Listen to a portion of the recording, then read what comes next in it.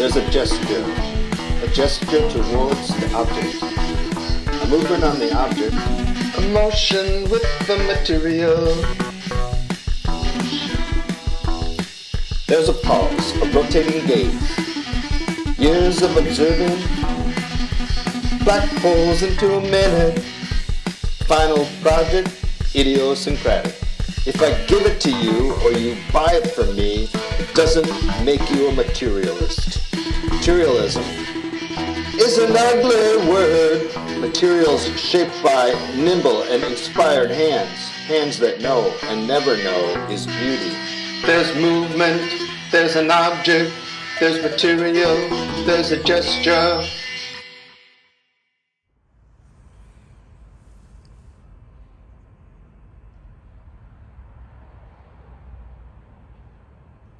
Okay, so today we're going to learn about sets and sort of making your own sort of personal set.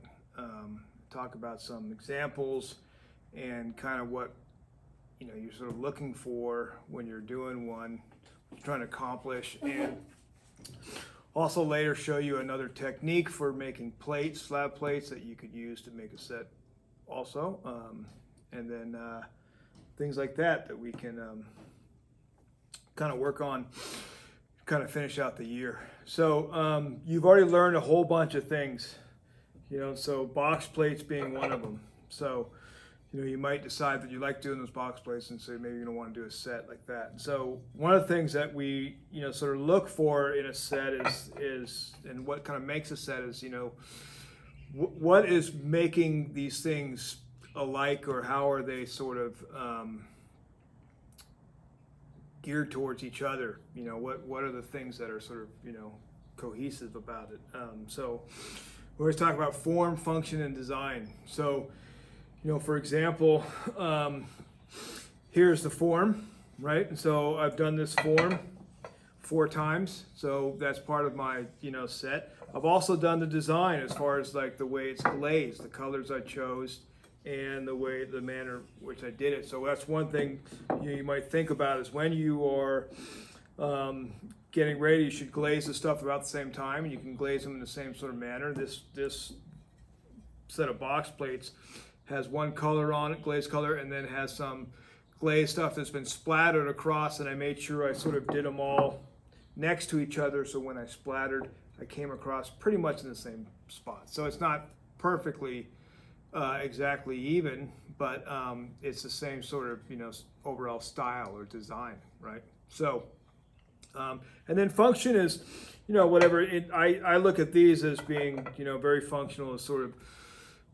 kind of between a plate and a small bowl, maybe a shallow bowl. So I use them like that to eat out of and stuff like that. So that's kind of their function.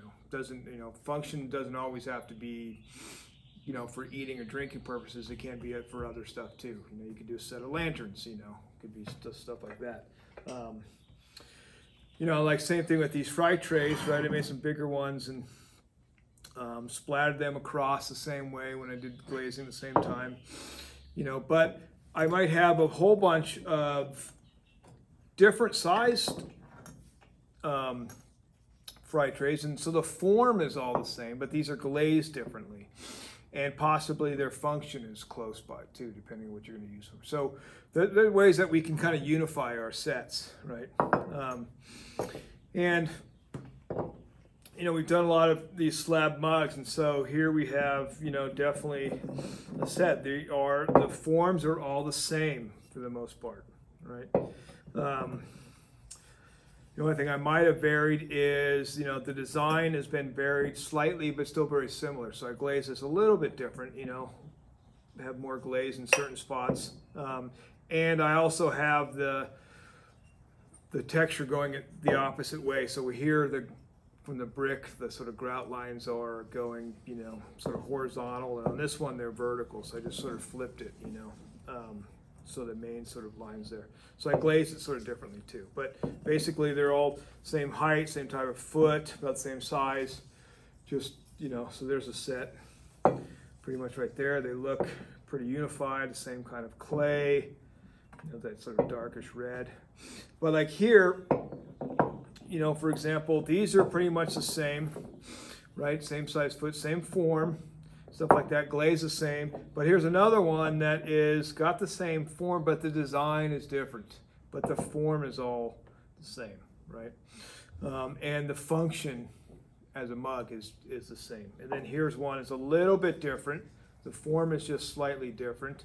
The design is, the glaze design is sort of different, but the function is all the same, and the form is similar. So it's all, these sort of things that you might think about as you're sort of working. You can make a set of plates too, where you have a bigger plate and a little plate. In a little bit, I'll show you how to do these. Pretty easy. Another little technique that you could add. And so you can make a set of, plates. Maybe you might want to make a full set, because you can do them pretty fast. But you could also have a set, that's sort of a few different things that are glazed all the same. And the function may be, for food purposes. You might have sort of your box plate and have a little fry tray, another little plate here, and a cup that sort of matches. This one is a little bit different on the glaze, but you could have all these things sort of set up for,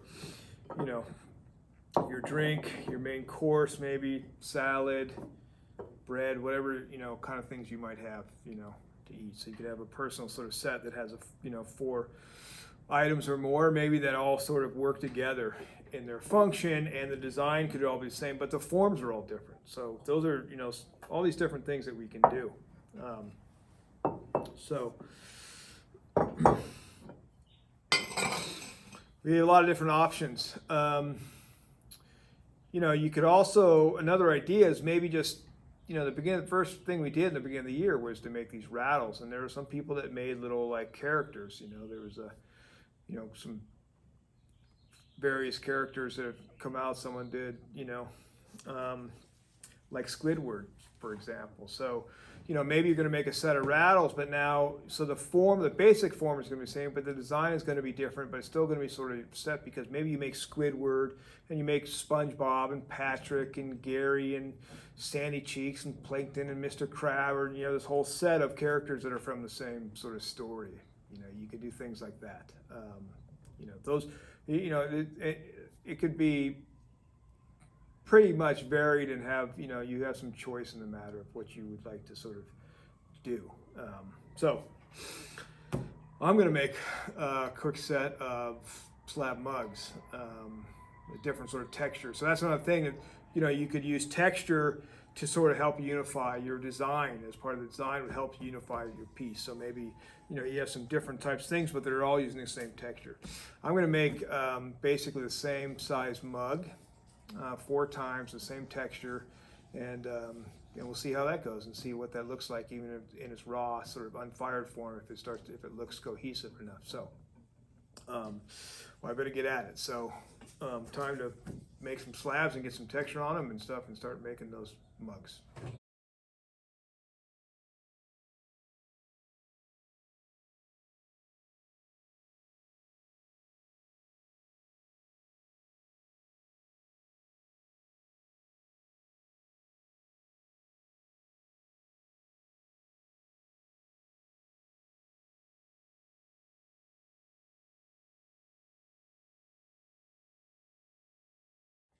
So, as you can see, pretty quickly, if you work really hard and fast, you can crank out a little set of mugs. It's really all about planning. So, know what size you're going to be doing, know what texture you might use and stuff like that. And just, I got the handles made, got the slab set up. I use the same texture every time, and then cut the same 11.5 by 4.5 rectangles to do these cups, and then there's always a little something left over, to put the bottom on and stuff like that. So just kind of plan it out, and you can, work relatively fast once your slabs are set up enough. And they don't need to set up too much, but a little bit, for that. But there's all kinds of options that you have. So the next thing I want to teach you is actually how to make some slab plates using paper plates as sort of the press mold. So we'll start with that next, okay? All right. So now I'll show you how to make some slab plates using paper plates as basically as a press mold. So we press them together with the slab in between to get the form. So optimum is that use the kind of paper plates that don't have they're just paper, but they're real compressed, so they don't have any sort of waxy coating on them or anything like that, because we want to use one of them for the plate to set up into, and the paper will help sort of draw some moisture out and help that thing set up, and then it sets up in the form. So that's sort of optimum. It's pretty simple. So these ones that are this brand, I think it's called Chinette, so that's a common one. It's pretty good. So after a while, they get kind of thrashed, and you can't really keep using them over and over and over again. But after a few times, one of the plates will be, kind of too messed up to use again. So what we want to do basically is, use it as many times as possible. But then it's still this Chinette type, you can then compost afterwards, which is great. So after it gets kind of too, loses its shape too much to use for the form, we can just rip it up and throw it into our compost. So that's always good. So I'll do the smaller one first. So basically, I'm just going to use the plate as a template to cut circle. And I want to actually cut a little bit on the outside of it, I find, is that's actually better. So a little bit bigger, because when we're compressing the plate, we'll get some squeeze out on the sides that we can shave off. And so I'd rather have too much coming out on the outside than having too little, which I've found from doing a few of these now. So might be able to save some of that for something else. So then we pop it out, and I just want to kind of lay it on there. Try to get it to be somewhat even around how much it's sticking out over the lip. And then I take my second one, kind of try to center that, and just kind of push slowly down into it. And then I kind of go from the middle out. And then what I'm going to do is use my thumb to push down that edge. And then I'll come around basically and pinch this and get some of that slab to kind of excess to squeeze out there.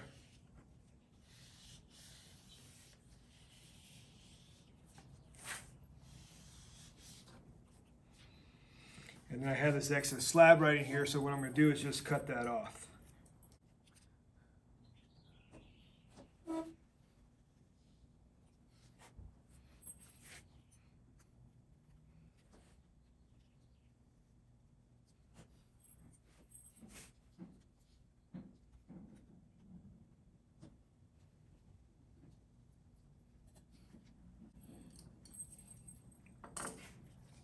And then I just pop out the top plate, and I have this sort of formed now. I just kind of go along and push that down a little bit. And then I just need to let this set up, and then I can come back and finish those edges after it sets up and it's going to hold its shape. I can pop it out. So now make my bigger one.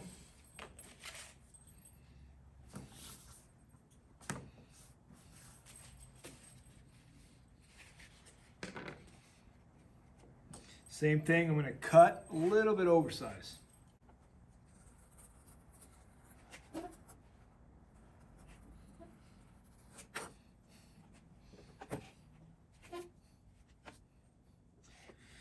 Lay this in, try to get it to be somewhat even.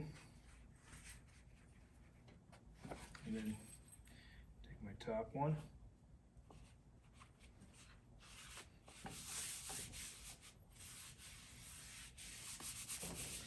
Start in the middle, push out,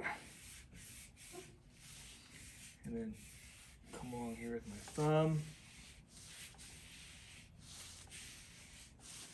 and then come along and pinch kind of along the top here.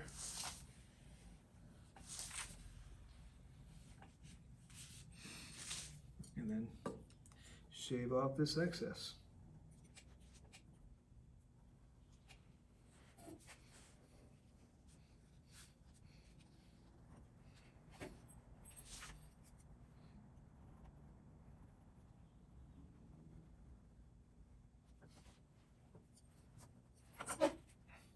And again, I pop out that top one, and maybe I just want to kind of push that down.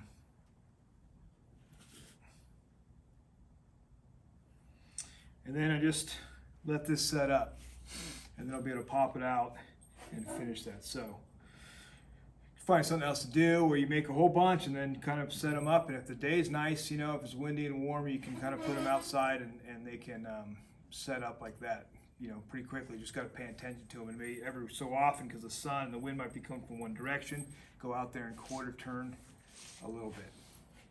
So just let these set up, and then I'll come back and sort of finish them off. Okay, so now that the plates have set up, and they're basically, I can peel that off, and they're holding their shape. So that's really what I want to make sure. So usually this back edge is what you have to kind of deal with. So you might take whatever cutting tool you're using, a knife, you know, and kind of shave off a little bit of that, just some of the stuff that's sort of overhanging.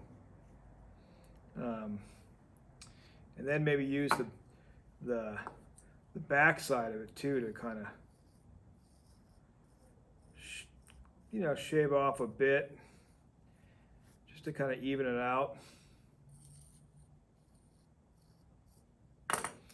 And then kind of see I have these sharp edges here. So that's when I want to take a little bit of water,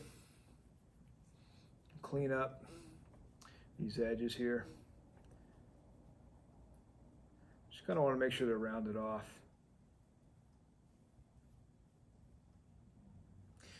You know, a lot more practice on these things, we can kind of get them to be real even and dialed in a little bit better.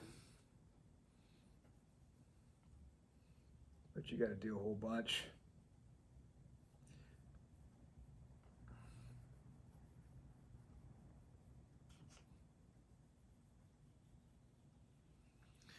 Just want to kind of make sure I have a nice rounded edge. I don't really want to take away clay as much as I just kind of want to compress it, polish it off, and then come back and do this back side.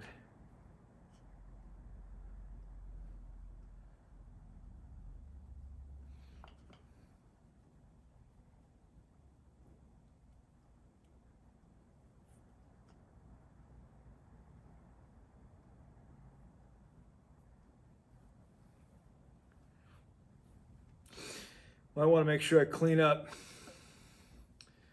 some of this surface in here. The horizontal surface. We always want to see if we can't clean as many of our horizontal surfaces as possible at all times. So once I got that sort of cleaned up, then I can let it sort of dry and set up even a little bit more. Now this one, you know, because it's bigger, it didn't quite set up as fast, and so as soon as I'm pulling it out, I feel like, oh, it's losing its shape a little bit, might be moving too much, so I might want to let that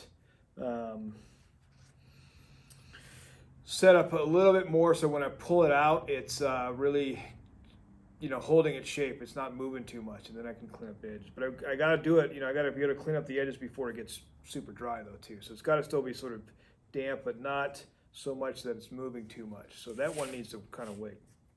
And then you know, they could be left like this, but the first few I did, I just left them. I didn't really like the way the bottom sort of just looked. It just seemed kind of plain, and so I decided to start putting some feet on there. And we have this excess clay that gets left over. And so I remember before we talked about, you know, this tool I had that always reminded me of a corn on the cob holder, and I believe that that's probably maybe even what it originally was. And then they dulled out the edges and then split them like that. So I got some cheap ones and I did the same thing. So,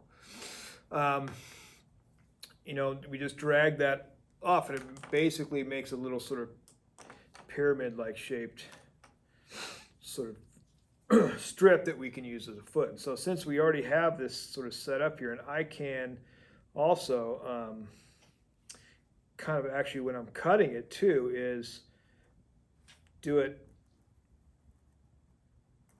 at a curve, because that's the way I kind of cut out the plate from the first part. So I can just kind of run along that excess slab I have, and then use that as my foot. Makes a nice sort of foot ring.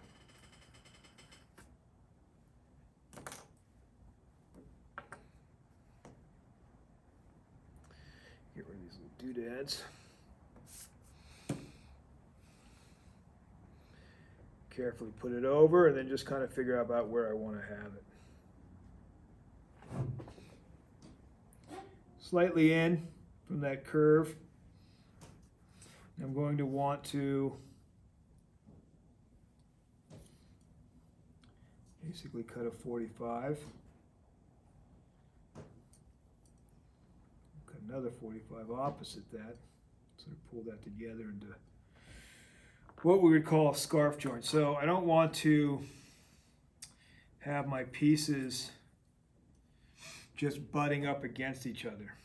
It's much better if they are cut at two opposing 45 so that they go together like that. So they're folding on top of each other there. And that's what we call a scarf joint. It's the kind of stuff you would do for decking and things like that, for wood decking. So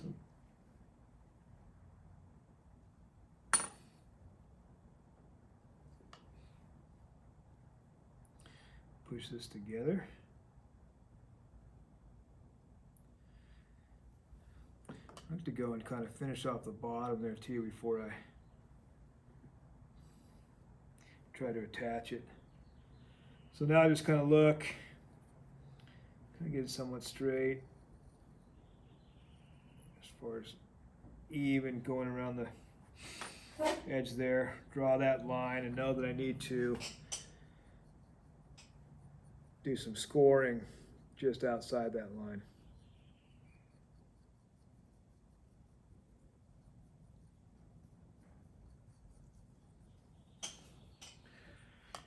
Flip this.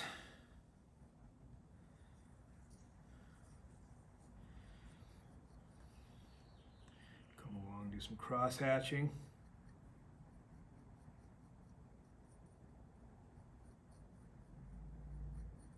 Now this clay is still pretty wet, so I'm not so worried about the water part on that, but this is really set up, so we'll make sure that that gets a little more water. And then of course I always want to kind of shift it around so it kind of grabs and creates a little suction. Make sure it press down, and then I can kind of push it a little bit round by hitting the inside like this, and then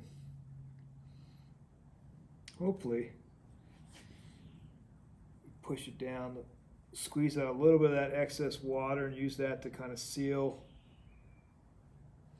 the edge there a little bit. I want to kind of hit it on the inside also.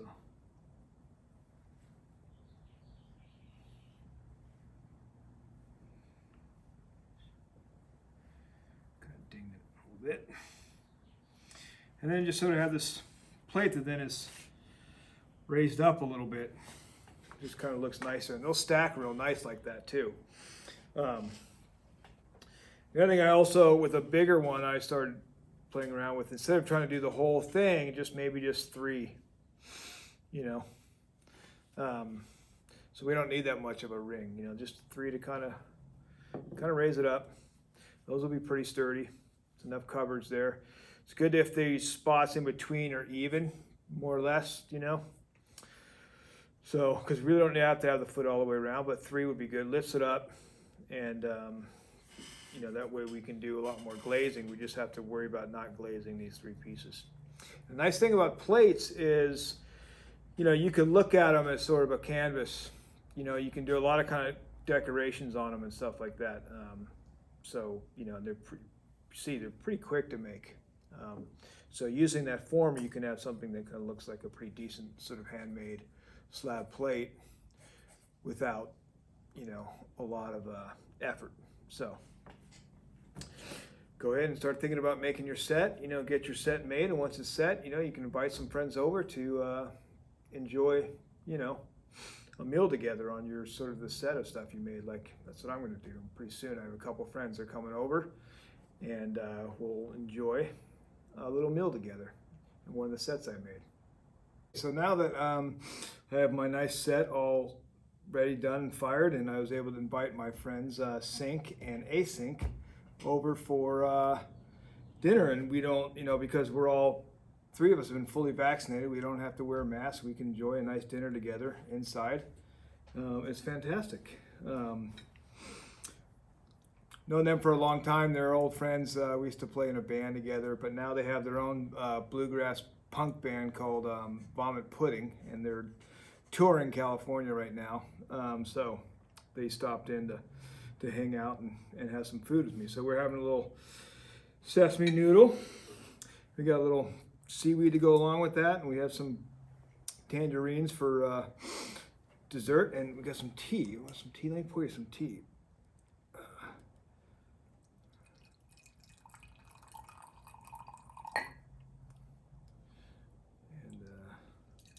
And have some nice food. It's really great to have you guys here. It's been a while, you know, this whole COVID thing. We've been shut in. You guys haven't been coming out from Kentucky. I haven't been going out to Kentucky, of course, and stuff like that. So it's really great to see. So let me try this. Let's see. Async cooked the noodles and stuff, and Sync breaded the sesame chicken. So let's see how this is.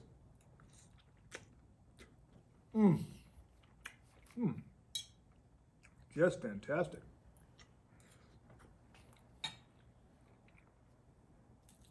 Try a little seaweed. Maybe put a little piece of chicken on top of the seaweed, you know. That's good. That's really fantastic. Wow. Cheers, guys. You guys should really dig in. This is great.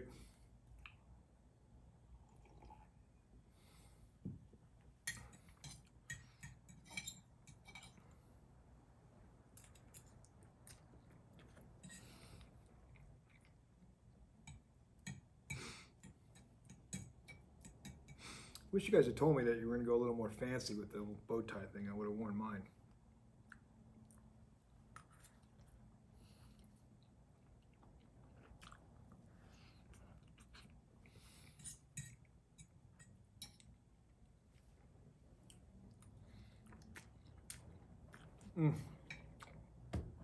Fantastic food. I bet you guys can't wait to have some friends over with your new set that you make, and then, you know, have a little dinner party.